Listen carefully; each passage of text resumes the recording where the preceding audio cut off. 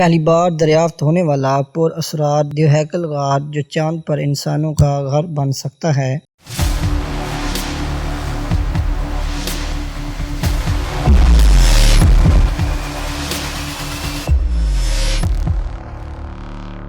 سائنسدانوں نے پہلی بار چاند پر ایک غار دریافت کیا ہے۔ ان کا کہنا ہے کہ اس کی گہرائی کم از کم 100 میٹر ہے اور یہ چاند پر انسانوں کی رہائش کے لیے ایک مثالی جگہ ہو سکتی ہے۔ محققین کا ماننا ہے کہ یہ غار چاند کی زیر زمین غیر دریافت شدہ دنیا میں چھپی ہوئی سینکڑوں غاروں میں سے صرف ایک غار ہے۔ یاد رہے کہ یہ دریافت ایک ایسے وقت میں سامنے آئی ہے جب دنیا کے کئی ممالک چاند پر مستقل انسانی بستی آباد کرنے کی دوڑ میں لگے ہوئے ہیں، لیکن اس کے لیے پہلے انہیں تابکاری، انتہائی درجہ حرارت اور خلائی موسم سے بچانے کے اقدامات اٹھانے کی ضرورت ہوگی۔ اٹلی کی یونیورسٹی آف ٹرینٹو میں لورینزو بروزون اور لیونارڈ کیرر نے غار کو میئر ٹرینکولیٹیٹس نامی چٹانی میدانوں میں ریڈار کا استعمال کرتے ہوئے تلاش کیا۔ یہ غار اس وقت سامنے آیا جب انہوں نے ریڈار کی مدد سے ایک سوراخ میں گھسنے کی کوشش کی۔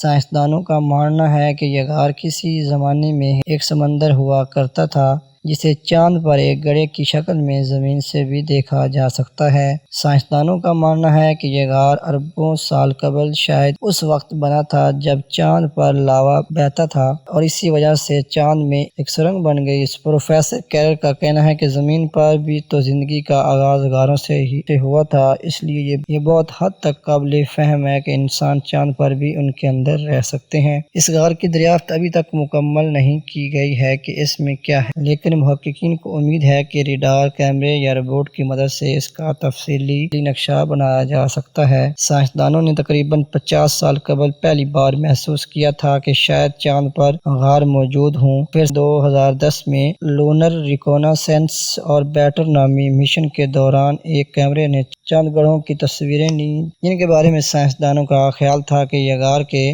داخلی راستے ہو سکتے ہیں۔ چاند کے غار انسانوں کے لیے مفید ہو سکتے ہیں، لیکن سائنسدان اس بات پر بھی زور دے رہے ہیں کہ اس سے چاند کی تاریخ اور یہاں تک کہ ہمارے نظام شمسی کے بارے میں بنیادی سوالات کے جوابات دینے میں بھی مدد مل سکتی ہے۔